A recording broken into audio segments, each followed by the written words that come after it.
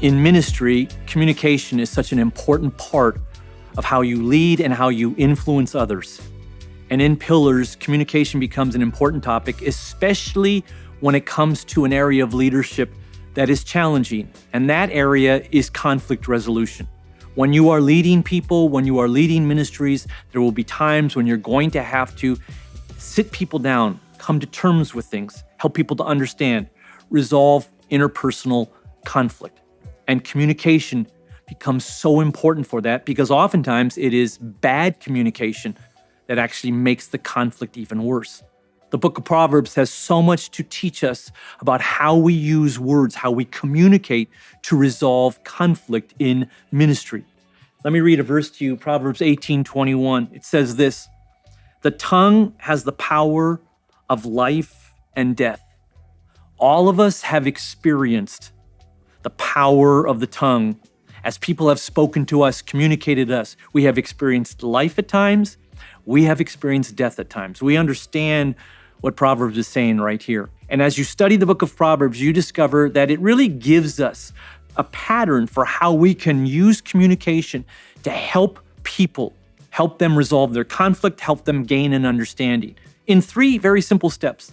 The first step, surprisingly, for communication is this: you must listen. Before you speak, you must listen. Then you must speak the truth, but there's a way in which you do that. And then you must give life-giving statements to them. Listen, speak the truth, give life-giving statements. These 3 steps is what Proverbs teaches us. So let's look at each step. First, you must listen. Proverbs chapter 17, verse 28 says this, "Even a fool is thought wise if he keeps silent and discerning, if he holds his tongue." Proverbs is basically saying, listen, seek to understand before you seek to be understood. Oftentimes we are always wanting to speak first so people can understand where we're at. And Proverbs is saying, no, listen, hold on. Listen first. Gain a discernment. When you listen, you gain an understanding of where the person is at, not just emotionally, but also in their words and their body language. And Proverbs says, start there as a leader. Start by listening.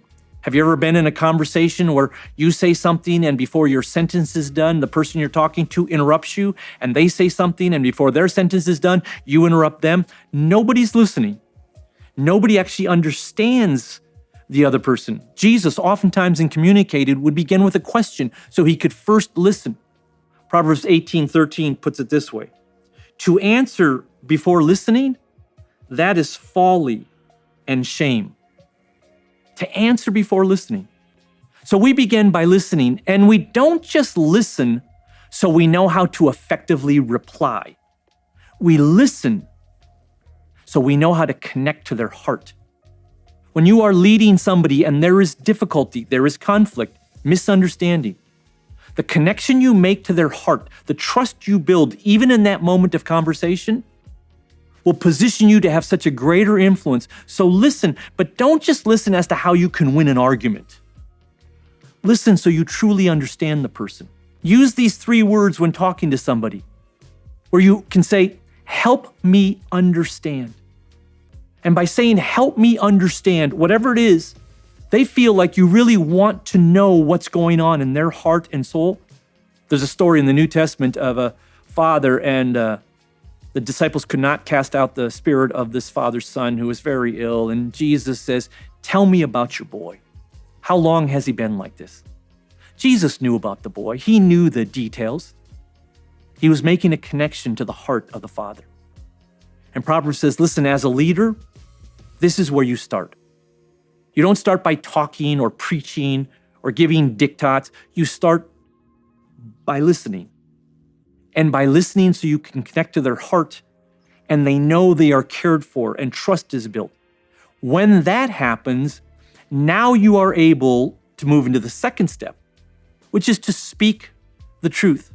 Proverbs 12:22 says this, "The Lord detests lying lips, but he delights in people who are trustworthy." Proverbs makes this connection between lying and trustworthiness. He says, listen, when you speak the truth, you immediately become trustworthy. Even if people don't always want to hear the truth, You become trustworthy for them. Oftentimes, when there is interpersonal conflict in relationships, what we will do is we will avoid it. We'll just kind of not deal with it. We won't address it. We'll keep it to ourselves, or we will pass judgment on them. And rather than speaking the truth, it'll come out of this heart of wrong judgment, or we'll just kind of adjust the truth. Proverbs makes it very clear. If you're going to lead people, you have got to truly speak the truth. And this truth-telling idea, it actually happens in 3 different spheres. The first sphere it happens in is you got to speak the truth to yourself. You've got to be self-aware of what's going on, because we, even as leaders, are humans, and we have emotions and we have hurts. And when we are sitting down to resolve a conflict through our words, we've got to speak the truth to ourselves. Here's how Proverbs 28:13 puts it. Whoever stays silent about sin and hardship in their own life will never prosper, but the one who speaks it out finds healing. You will never be able to lead others into a truth until you are self-aware of your own position and the impact that this moment has had on you. We spend so much time, we waste so much energy pretending that we're okay, pretending that it doesn't bother us.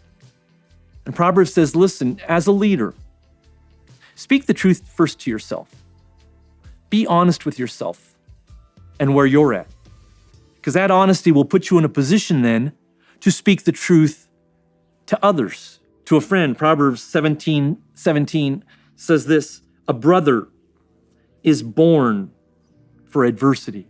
We're a family together, and we exist for each other. And it is in the hard times, the difficult times, the times of conflict, that we are present for each other. And as a leader especially, we have a responsibility to speak the truth. I had a man in my church who was in a marriage, and he was not leading the marriage well as a Christian husband. He was making some foolish decisions. They weren't sin, but they were unwise. At that point, I didn't have the maturity to be able to sit him down and listen as to why he was struggling as a Christian husband, and then to speak the truth to him. I just avoided it. It was just easier. It wouldn't damage our friendship. It wouldn't be awkward if I just avoided it. A year later, this husband and wife got divorced. And I remember getting on my knees before the Lord and repenting and saying, God, protect me that I never stop. I never remove myself from brothers and sisters in a way of grace and redemption to speak the truth to them. Proverbs says, first you got to listen, and then you have to speak the truth, and you have to speak the truth to yourself, but you have to speak the truth to friends, and we even speak the truth to the society around us. But how we do it's important. Proverbs 15:1 says this, a gentle answer turns away wrath, but a harsh word stirs up anger. That how we speak the truth is through words and a spirit of gentleness. Oftentimes, conflict is so emotionally charged that the words become almost violent in themselves. The Bible says that it is kindness that leads to repentance. And so we need to carry on a habit of learning not only how to listen, but when we speak, how to speak gently, that will stop us from the harsh words that become very detrimental. And Proverbs, again, gives us some insights into how we do that. Proverbs 19:11 says, a person wisdom yields patience. He basically says, when you're in this kind of a conversation and you're speaking the truth, or there's a lot of conflict, wait. Count to 10. Count to 1,000,000. But wait and have patience until when you speak, you can do it with wisdom and gently. Do not speak when you know you are emotionally charged to do that. Proverbs 15:22 says, without counsel, plans will fail, but with advisors, they succeed. Do you know what that's teaching us? Give people permission to speak into your life when they think your words are going to become too harsh. Oftentimes, this verse becomes very important for mothers and fathers in raising their children. We have different personalities of parents. And one parent with one child has a different kind of relationship. And rather than being against each other as husbands and wives, as fathers and mothers, we need to support each other. So I need to tell my wife, when you hear the tone and energy of my words getting too hard, too loud with my son, you got to interrupt and tell me so that I will then know to speak gently. And we invite other people into our communication process that protects us from no longer speaking gently. Proverbs 15:4, here's another way we speak gently. The soothing tongue is a tree of life. You speak gently by guarding your heart. You speak gently by being prepared in prayer before you go into a conversation. You speak gently and bringing life by not allowing the emotionally charged moment to be the place where a conversation takes place. Solomon is very clear in Proverbs in saying, listen, as a leader, you can resolve conflict through your words. First, listen with the intent to connect to their heart so trust is built. Then speak the truth to yourself, to them, but speak the truth gently and with grace and for the purpose of life. But then Proverbs adds a third very important step that oftentimes is left out of this process, especially when there is some kind of a conflict resolution. Always include life-giving words. Proverbs 10:11 says, "The mouth of the righteous is a fountain of life." Are your words a fountain of life? Or are they a swamp where people drown in? And I want to share with you some phrases that I think biblically and practically are life-giving words that we as leaders should be sharing with our people. We should be telling our people, I believe in you. That's what Jesus told the disciples. You see, oftentimes people that we lead, they lose their confidence and they become hopeless. And they need a voice that says, I believe in you. I believe you have what it takes to serve God. I believe Christ in you. I believe in you. And hope is raised in them because you have shared that life-giving word. I believe in you. Another word that we should share that is life-giving is I am sorry. I am sorry. Those words especially need to be given to the closest around us. Oftentimes, as a leader, we feel in our position of authority, we can't show weakness. We make mistakes. And when we make mistakes, the quicker we are to acknowledge it and to apologize, the greater God uses that to build trust and intimacy. Your people will follow you in a greater way when you acknowledge the mistakes you made. This becomes especially important for parents with children. That when you tell your children, listen, I'm sorry about how I spoke to you the other day. They experience what it looks like to receive that forgiveness, and that is a reflection of how they will grow in their faith and their knowledge. Here's another life-giving statement I think you should make. I need you. I need you. Because when you say that, you are talking about the relationship you have and that you are a recipient of that. Oftentimes in ministry, as a leader, the people will tell us, I need you. I need your teaching. I need your worship leading. I need your leadership. And we are seen as the ones who are needed by people. But when we reverse the script and we say, I need you, we raise their value. When you do that, though, explain to them why you need them. Don't just say it generally. Be precise. Here's why I need you. Because when I'm around you, I'm always inspired. Here's why I need you. Because when I'm around you, I'm safe and I can be myself. Here's why I need you. Because I don't have the gift to do this and you do it so well, and that makes us a good team. I need you raises the value of people who oftentimes wonder whether or not they're really needed. Here's another statement that is life-giving words. I respect you. I respect you.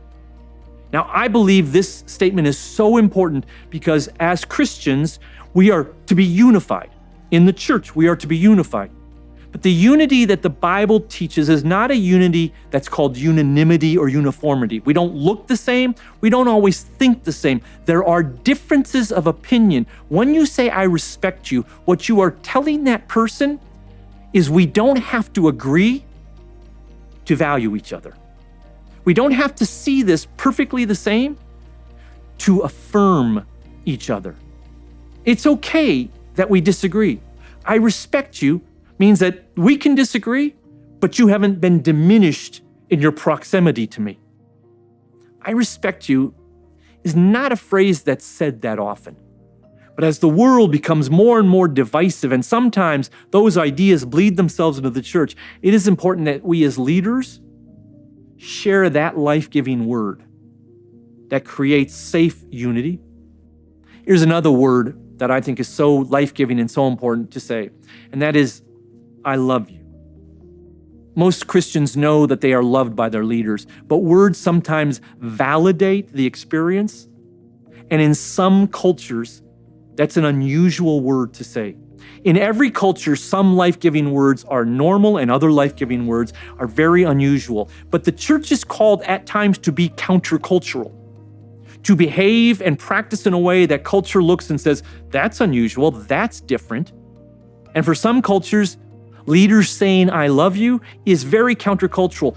Don't let that stop you from giving the life-giving word, but realize that the church has a prophetic role to bring truth that is different than the culture. And that life-giving word validates people. Everybody wants to hear that they are loved.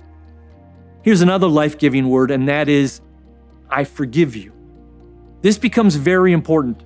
Let me caution you not to use this phrase in a manipulative way, because somebody may have hurt you, and it's almost like you can get them back by saying, oh yeah, I forgive you.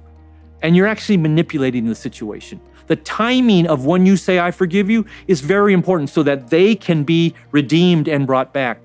But it is important for people to hear that you don't hold a grudge, that they are forgiven.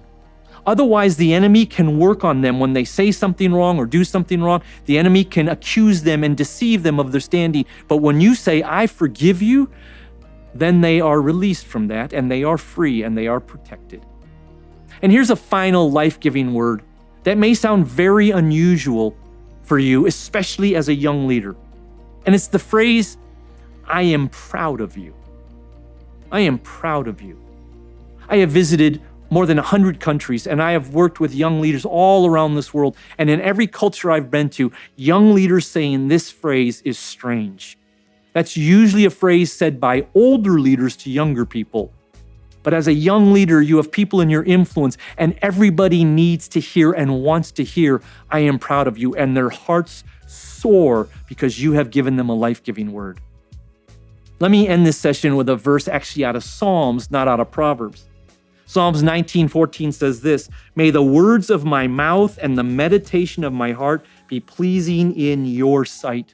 God has given us the gift of communication as leaders to resolve conflict through our words. And we bring glory to God when we listen to connect with their heart, when we speak the truth gently, with grace, and when we give life-giving words that lift people up and draw them closer to God and to us as leaders. May you use Proverbs pattern in your ways of communicating that will resolve conflicts and bring unity and harmony and fruitfulness to your ministry.